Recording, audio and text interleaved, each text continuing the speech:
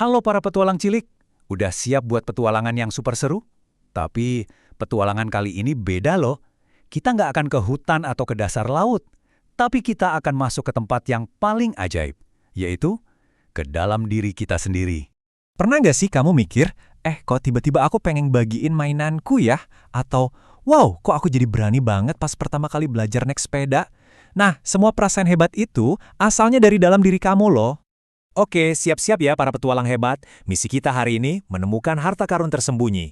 Dan harta karun ini bukan emas atau permata, tapi kekuatan super yang ada di dalam diri setiap anak keren kayak kalian. Yuk kita mulai petualangannya.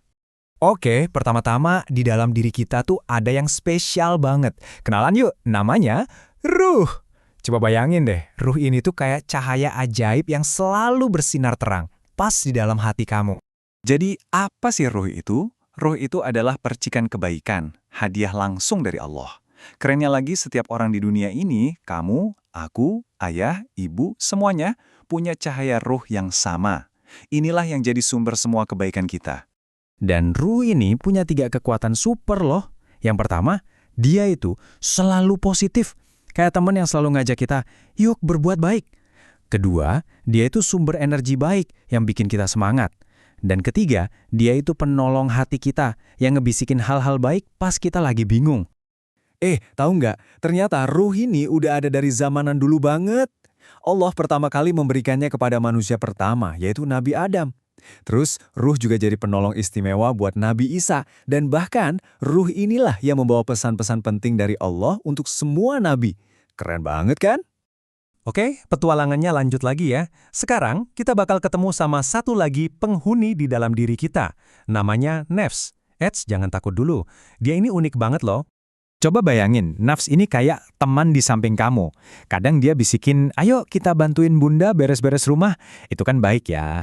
Tapi kadang dia juga bisa bilang, kayaknya coklat punya adik lebih enak deh. Nah loh, jadi dia ini ngasih kita banyak banget pilihan. Nah, biar gampang, kita bedain yuk. Kalau ruh, itu kayak lampu senter yang selalu nunjukin jalan yang baik. Selalu.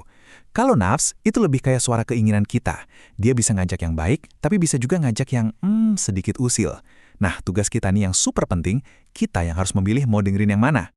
Ada cerita nih di dalam Al-Quran tentang 2 orang kakak beradik. Salah satunya namanya Qabil, dia lebih memilih mendengarkan bisikan nafsnya yang ngajak berbuat jahat ke saudaranya. Nah, dari cerita ini kita jadi belajar betapa pentingnya kita harus hati-hati dan jadi pemilih yang bijak. Dan sekarang inilah puncak petualangan kita.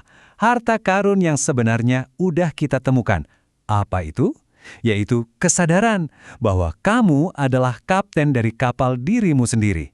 Betul, kamu yang pegang setirnya, kamu yang jadi komandannya. Jadi, misi kamu sebagai kapten hebat itu jelas banget. Pakai cahaya ruhmu yang terang benderang itu sebagai kompas. Terus, arahkan deh semua keinginan dari nafsmu supaya selalu belok ke arah kebaikan. Selalu pilih yang baik, baik, dan baik. Terus gimana caranya? Gampang banget, ada 3 langkah. 1, coba deh dengerin perasaan baik di hati kamu. Nah, itu suara ruhmu.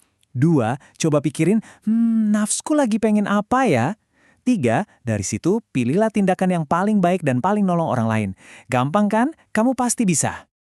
Nah, para kapten hebat, ingat ya, petualangan di dalam diri kita ini nggak pernah selesai loh. Jadi, tantangan buat hari ini, coba deh pikirin, pilihan baik apa ya yang akan kamu dan ruhmu buat bareng-bareng hari ini? Oke, selamat melanjutkan petualanganmu.